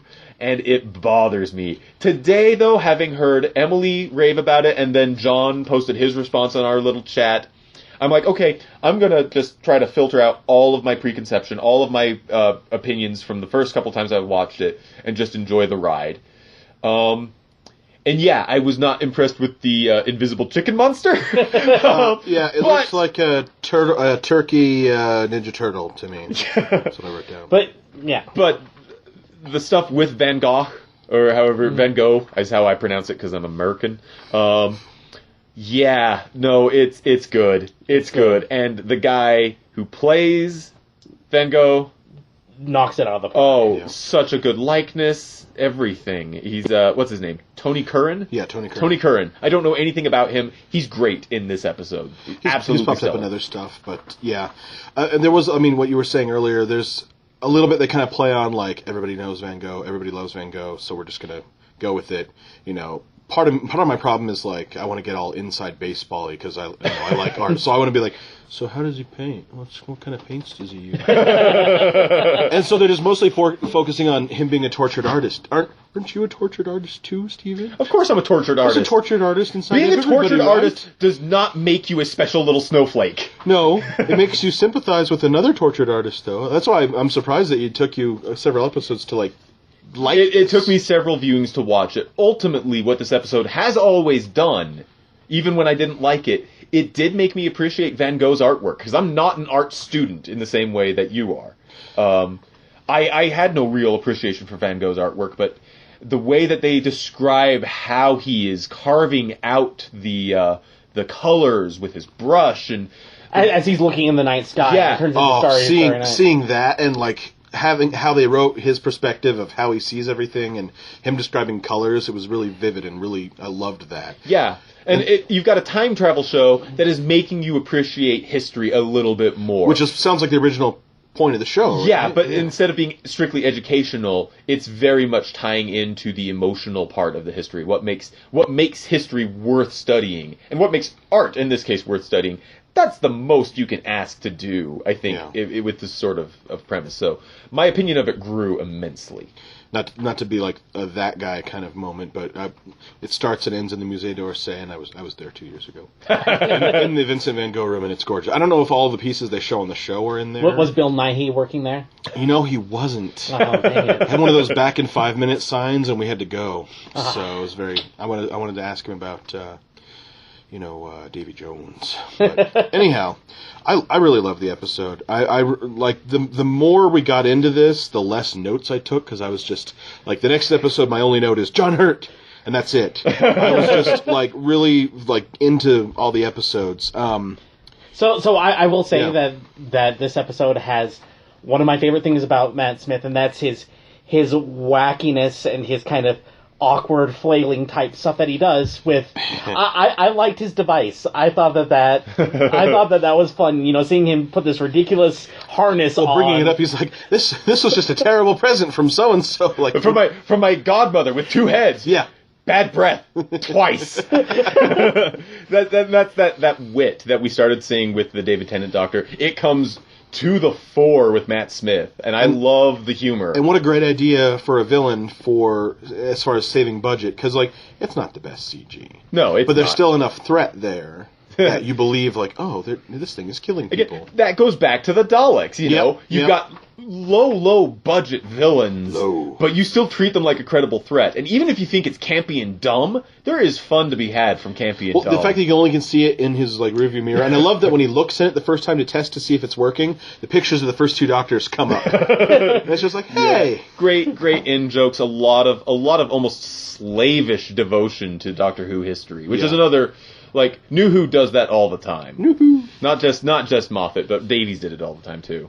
And I think that's all right, because that's what kind of the fans want, and then you feel like you're more connected because you know what the Easter eggs are. Yeah. That's why I read Marvel Comics. Yeah. Because I want to, like, be the guy in the theater going, ho-ho, and everyone else is like, who's that? It's Thanos, guys. I was that guy in the theater. See, that's, yeah, there we you were go. all that guy in the theater. Oh, yeah, definitely. that's true. Yeah, so one thing that I love about this episode is that this is, and it's also one of the things that I don't like about the episode, this is an episode where the Doctor very clearly loses the day. He doesn't save anyone. Doesn't save Vincent. He doesn't save the chicken monster. Nobody gets saved. And there's this underlying sort of tragedy because you can tell that Amy Pond, something is missing from Amy's life. And then why are you crying? It keeps coming up. And I was wondering how well this episode would play if this was the first episode you ever saw with Amy Pond in it. And all of a sudden, I just realized how engaging that stuff is. If you don't know what's going on, maybe John would be a better person to speak to this. Just as far as, like... Why was Amy crying? Like, there's this great sadness behind Amy. I don't know enough about her character, but as far as, like, having an emotional connection to a piece of art, like... That's what hits me in a museum. Where like, I know what piece is there. I've read about it in art history. I go in and I actually see it. I see the brush strokes. I see what size it really is in real life. I don't know. It hits you. Yeah. You know? Like, my wife and I went to see Monet's Water Lilies. There's a museum that's l'Orangerie. It's just like down from the Louvre. They're all kind of right there. And you go in and it's just two circular rooms. It's in Midnight in Paris. If you've seen that, they go there. Two circular rooms that's just the water lily paintings. And my wife just bawled. It's just such a peaceful feeling. Like, you can get that kind of, I don't know if it's sadness as much as it's just an emotional connection. I think you need to rewatch this episode in particular, after having seen some more of Amy Pond, because it plays out very, very differently when you know what's going on with where Amy. those tears are coming from. Yeah. Yeah, it's not just her appreciation for Van Gogh, and it's not just her appreciation of the art. There is other stuff going on there, and it's only, it's teased at, and it's teased at really well, but not in a way that I think is distracting if you don't know where it's coming from. No, I think that it was still, the episode still worked without me being like, huh, who's that? Huh, who's that? And, Day of the Doctor, I was a little bit like, hey, what's going on? Hey, I think I know what's going on. In a way that was okay, in a way that made me excited to go back and watch more. Yeah, a lot of the stuff I think you're gonna be really excited about to watch it the second time. I know Brady's going to ask the question. I'm going to ask it right now because I want to talk about Amy Pond. What do you think about Amy Pond? Oh, I love her. Oh. She's wonderful. Yeah. Yeah, Amy is, she's great. Okay, I thought you were going to turn it and be like, I hate Amy. I'm No, like, what? No, I no. loved her first episode. That's one I have seen. Oh, yeah, so you've her seen going from a little beginning. girl and, how she's, kind of rough at first and really upset that the Doctor abandoned her when he didn't mean to. It just... whatever happened, and he ended up coming in, back into her life when she was an adult. And it doesn't... guys, I'm a bit of a pig, but Karen Gillan is hot. Oh, she is. She's gorgeous. That's just a fact. I got a thing for redheads. I really do believe that every guy's first crush should be a redheaded girl with a Polish last name. Mine was Angie Slagowski. I was going to say, did you read Peanuts comics as a kid? Oh, yeah. The little redheaded girl? It's perfect. Those comics really spoke to me because, again, crush on a redhead. Well, I still have a thing for little... Wait, let me rephrase that before it gets bad. Backtrack a little there. We don't want to repeat it the last episode. I have a crush on redheads. I've got a thing for redheads, it's true. And so Amy Pond, wonderful. I think she's wonderful. I think she's everything that Rose was not. Where Rose was the blank slate that we needed to get into the franchise, Amy is the character. She's got wants, she's got needs, she's got likes and dislikes, and you know her dislikes because she will make sure you know. The Ponds are by far my favorite companions. Yes, far and away. Especially for New Who. I mentioned on the Facebook page, I do like Ace. Nobody here knows about Ace because she's classic Who. She's Sylvester McCoy's companion. But yeah, no. Amy Pond in particular is great. Arthur Darvill as Rory, who you haven't seen. No. In any meaningful capacity. Yeah. He's also great, but he doesn't really come into his own until season 6. Yeah. But yeah, Amy Pond right from the get-go. Well, I don't know. Season 5 has the Pandorica, right? So yes. It does have the Centurion stuff.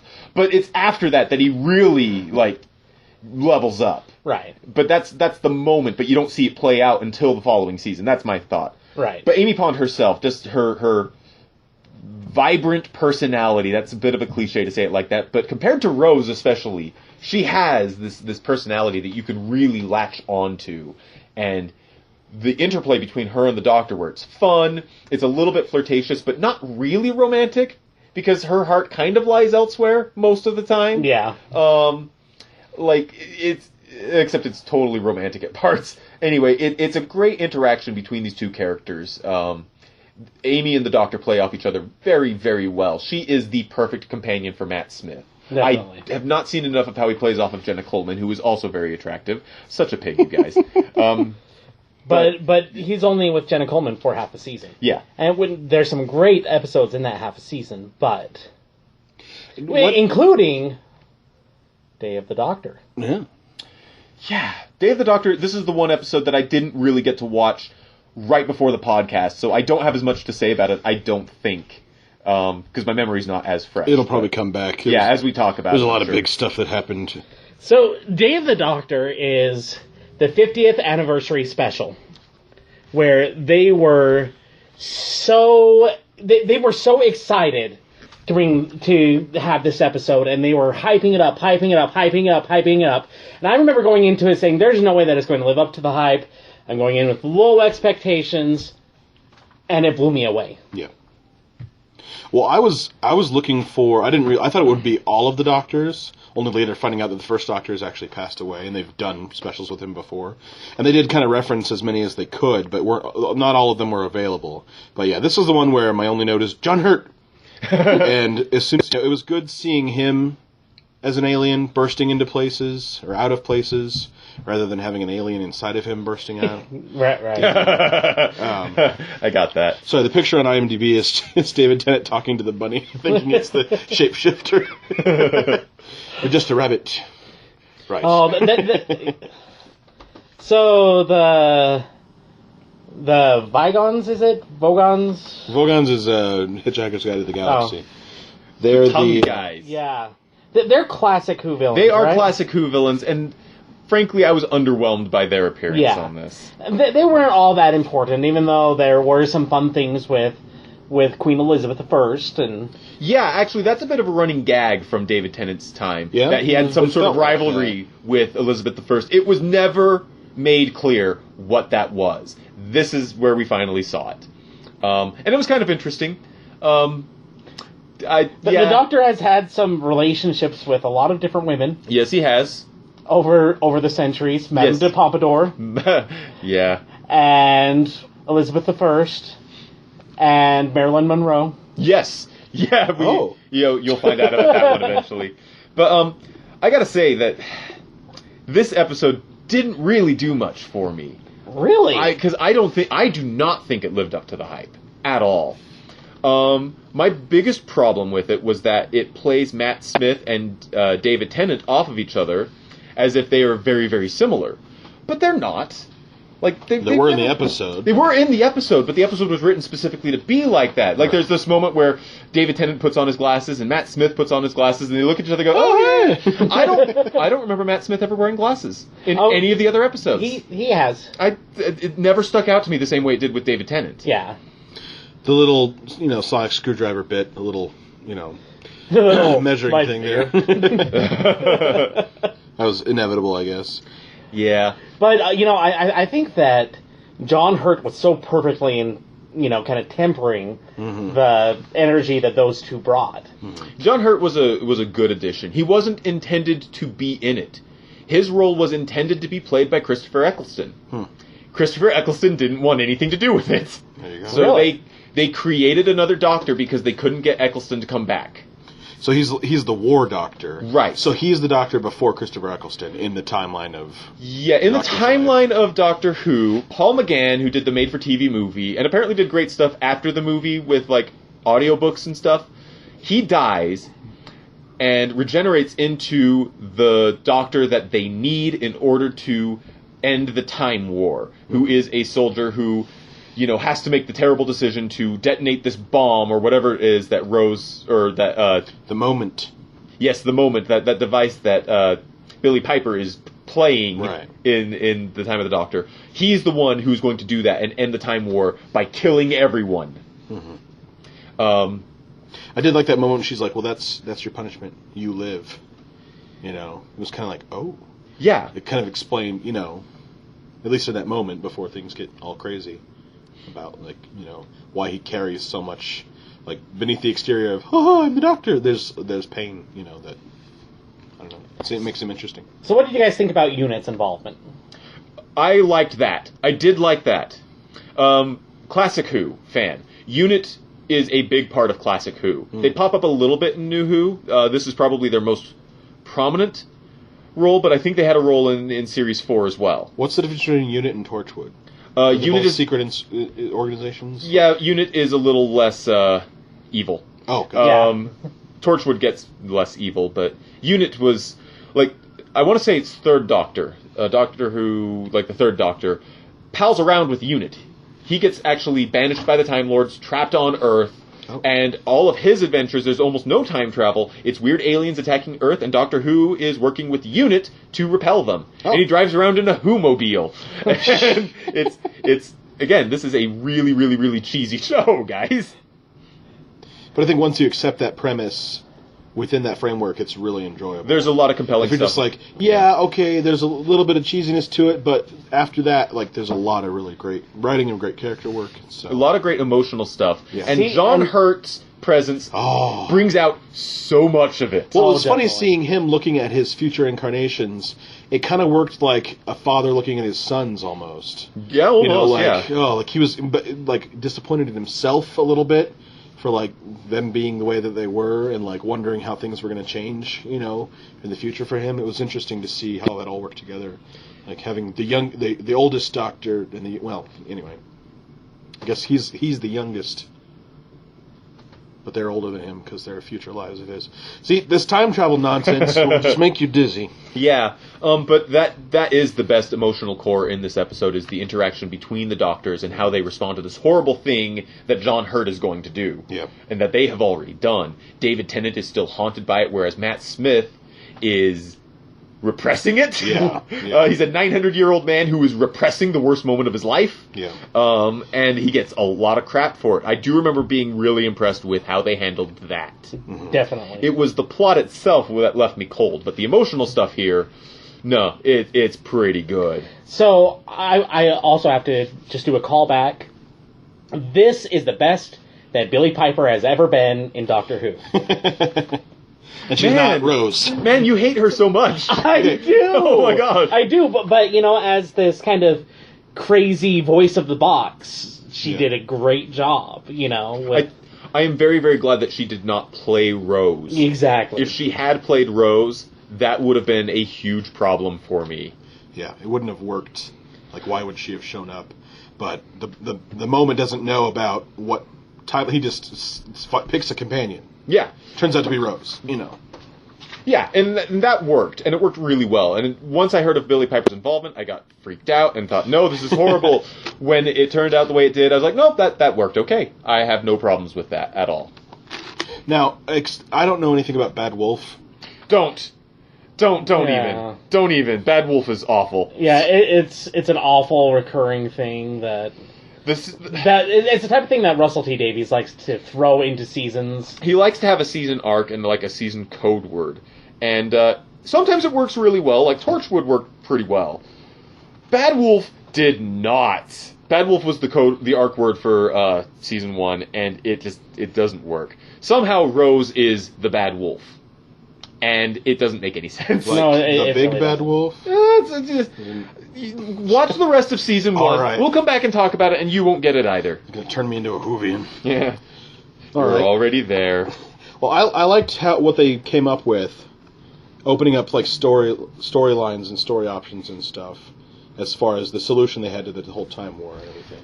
Yeah, and I like how, there's this joy in knowing that they didn't destroy their entire race. But they're going to. But at the same time, the sadness that they're not going to know that. Yeah. I'm not sure what I think about this, honestly. Because, like, the Time Lords, when they show up in the Russell T Davies era, other than the Master, spoiler, by the way, they're massively problematic. They're just not. Plus, they're led by Timothy Dalton.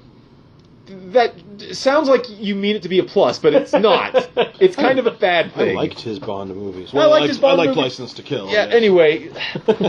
So, having the Time Lords come back, it, like, completely undoes the emotional core that started the whole thing off. The torture of the Doctor being the last of his kind, and, like, it negates everything that came before, and some of that's good, because it wipes out large parts of what I dislike about Russell T. Davies. But it's almost the same thing as the Daleks. We should have seen the end of the Daleks already.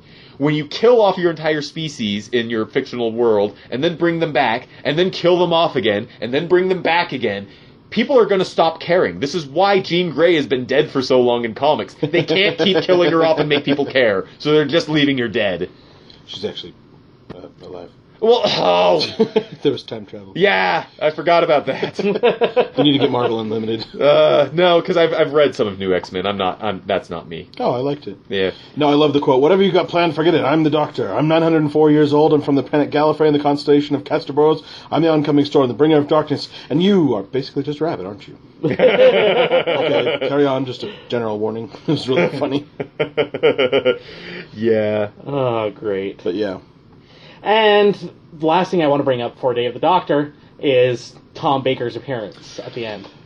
So Yeah. that was he's like the custodian of that museum they're in, National Gallery. So basically, what it's indicating is that eventually the Doctor reincarnates back to his Tom Baker self and grows old, being in charge of this Oh, Except that's, of this art gallery.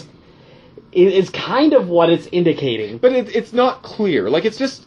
This is very much just a nod to the fans, because it's never clear whether Tom Baker is actually playing the Doctor. Even though it's very listed kind of in the credits. heavily handed. There's that- wink, wink, nudge, nudge. We all know who this is, but it's not explicit. So if they decide not to go that route, they won't. Either way, it is a fun nod to the fans. Yeah. It makes no sense narratively, really, but who cares? Because it's Tom freaking Baker. He is Doctor Who for most of the fandom. He is the definitive Doctor, and I don't think there's anything wrong with bringing him back in this capacity. I liked that part. And they did have his scarf. And they did have Yeah. his scarf. Yes, his scarf.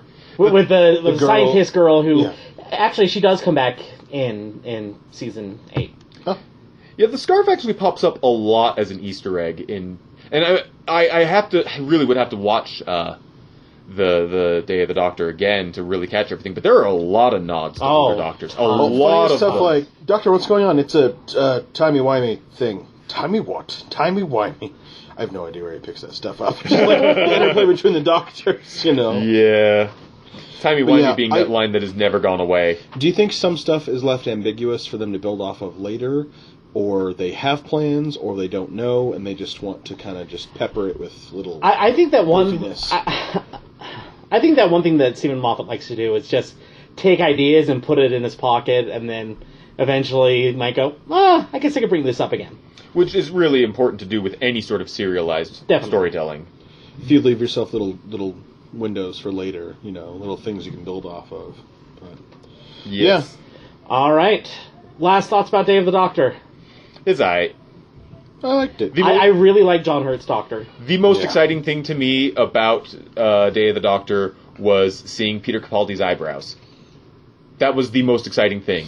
No, 13! Dun, dun, dun! The attack eyebrows. Yes. So let's talk a little bit about Peter Capaldi. Yes, let's. That is the next thing on the agenda. It is. And so now this is one where the episode, I was the only one who had seen it Yeah. prior to planning this podcast. Yes. And I was the only one who had seen Peter Capaldi Yes. prior to planning this podcast. This is all true.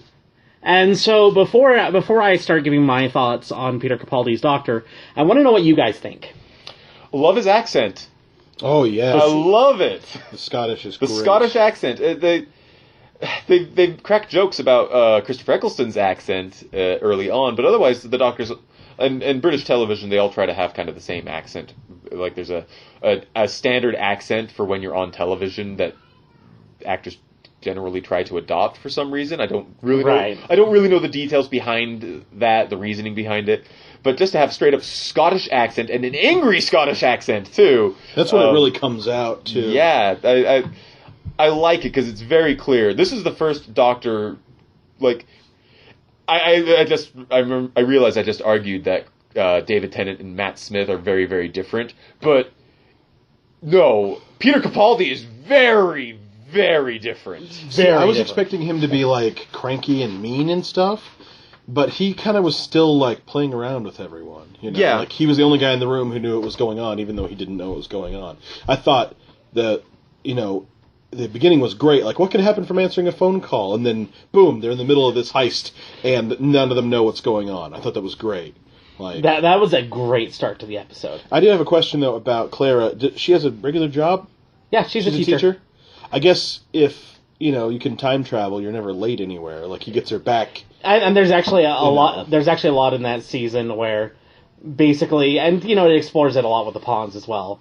But basically, the Doctor comes in, takes her away, and puts her right back to exactly where she was. Yeah. Which is actually nice, because most of his companions, he doesn't do that. Yeah. He leaves them buried under piles of rubble or other things. You're coming with me, you gotta go. He abandons them. Yeah, the fact that he's actually taking these people back to their regular lives, that's actually an improvement. Yeah. And, you know, I love the line at the end of the episode.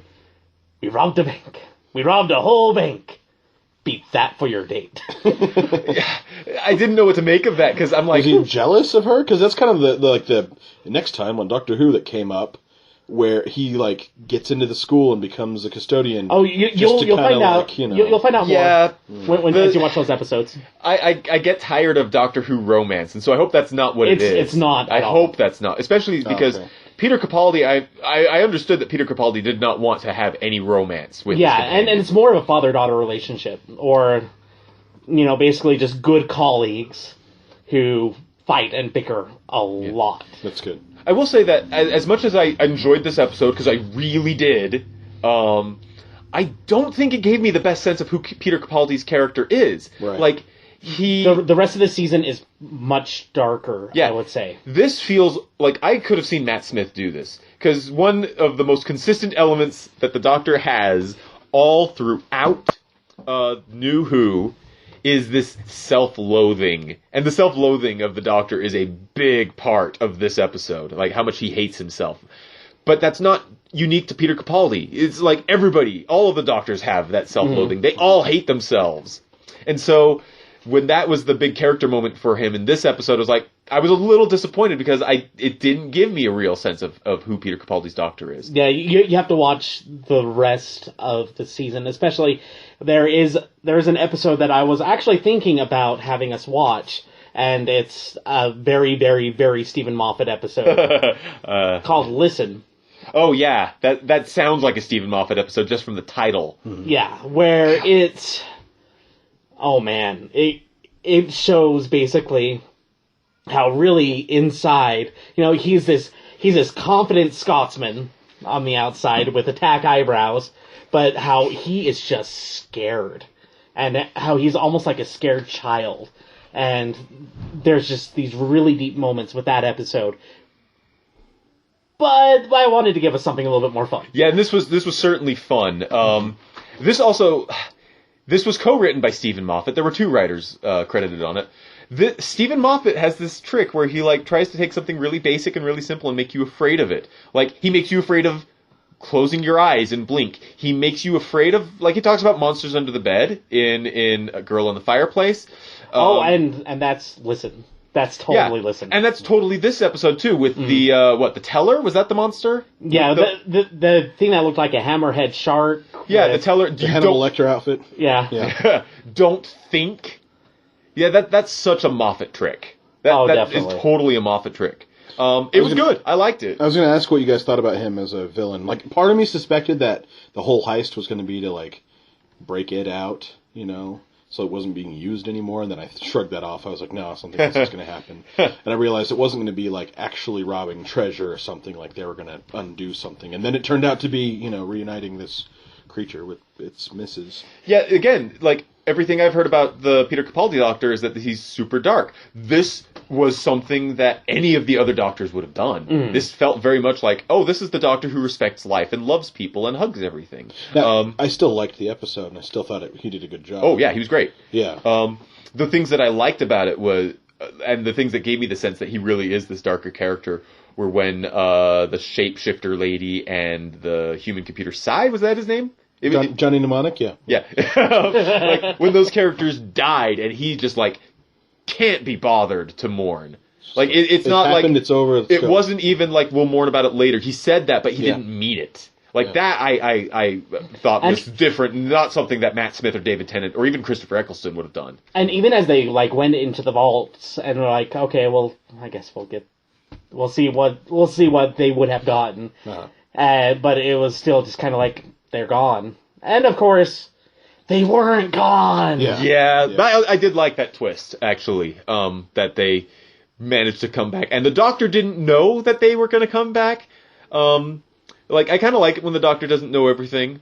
Of course, the big twist of this episode is that he did know everything. Yeah, which, again... But he still had the mind wipe himself. Yeah, he still had the mind wipe himself. Which was a great planned device. He was the architect. Yeah. I couldn't decide until it finally happened whether it was him or whether it was the owner of the bank. The minute he said, I hate the architect, I'm like, yeah, it's the Doctor. Yep. The Doctor, it's him.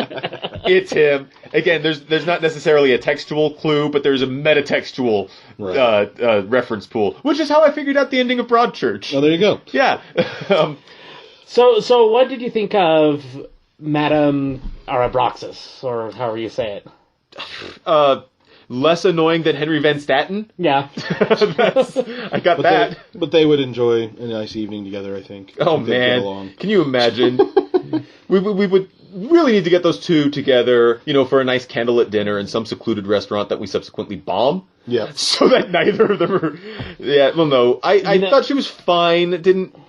I was more impressed with the computer character. Again, was his name Psy? It's really on the nose. It's really on the nose. Wait, let me see. Yeah. Yep, Psy. But that moment when he's like calling the teller to him so that it doesn't get Clara, that was downloading all of the criminals into and just like, hey, I am the worst guy, and he's just there standing and he's silhouetted. That was such a hero moment, and that actor played it off carried it really well. And then that last line that he has, hey, Clara, you know how when you die and your life flashes before your lives, you see all your loved people? I don't see anyone! And then he dies. Well, I was expecting him to say, I only see you. Yeah, I kind of expected that, and I'm glad maybe it was just understood, like, this is normally where he would say that. Maybe that's what he's thinking, but we're not going to come out and say it.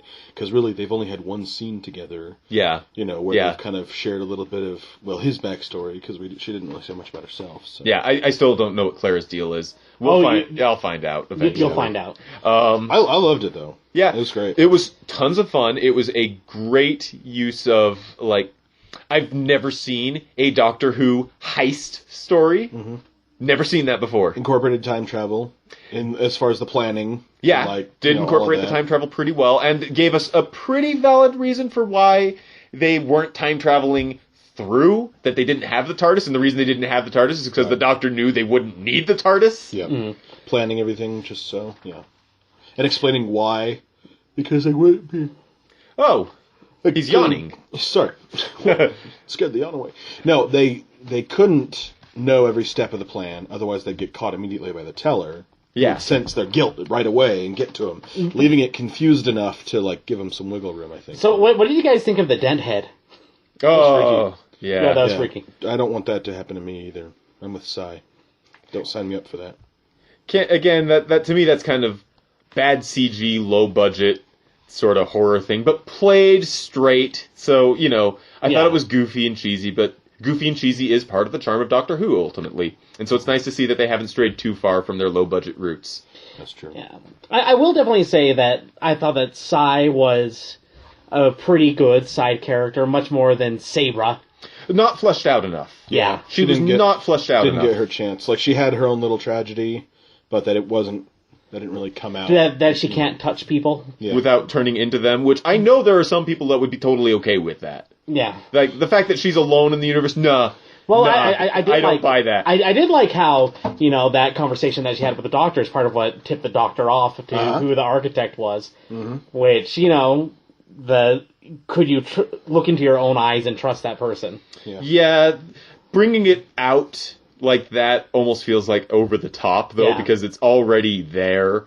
That would have been nice to just kind of leave in as sort of a, just a subtle reminder of sort of the theme of this episode, rather than turning it into the sledgehammer. I will say overall, with all of them, the Doctor's past experiences, his knowledge of alien races, the sonic screwdriver and the TARDIS are all kind of Deus Ex Machina-y a little bit, where it's like, what are we going to do? What are we going to do? Bzzz. Okay, we're out. It's kind of like Doctor Strange, actually. Doctor Strange is the magician of the Marvel Universe. We're getting a movie of him starring Benedict Cumberbatch, who was starred as Sherlock, which is written by Stephen Moffat. So I'm trying to tie it in. Anyway, the thing about Doctor Strange is that the powers that he has, the magic spells that he can cast, do whatever the plot requires. And that's exactly the same way the Doctor is with the TARDIS and the screwdriver and the psychic paper and any number of other weird gadgets. Psychic paper. Yeah, I love the psychic paper. I love it. But yeah, so he can do whatever the plot requires. And so the important thing is not necessarily, and this is kind of the same thing with Superman even, or any other number of fictional characters, Batman, whoever, anybody who has access to gadgets or weird, crazy powers. The important thing is not to set up necessarily a credible threat, but to tell a compelling story, however you need to do it. Sometimes that means focusing on the omnipotent character, the Doctor, and giving him a credible threat. Sometimes that means taking him almost out of the equation entirely and making the story about some girl named Sally Sparrow who finds creepy statues in an abandoned house. Yeah, the breadth of storytelling that is available to them with the time travel mechanic and all the other things that have been set up means that they don't have to work that hard to find an interesting plot, but they put a lot of craft into the writing. Definitely. And then the actors bring their A games, and yeah, it creates some pretty compelling television, despite the goofiness, despite the low budget, despite the plot holes. Yeah. I think that's a good summation right there. Definitely. So, any last thoughts about Time Heist? It was great. Yeah. Yeah. There were some things that didn't work as well, but I think overall I love heist movies. I love heist stories, and I think it worked as a good heist. And there was, enough of what's really going on the whole time, whether, trying to keep out of security's reach. Yeah.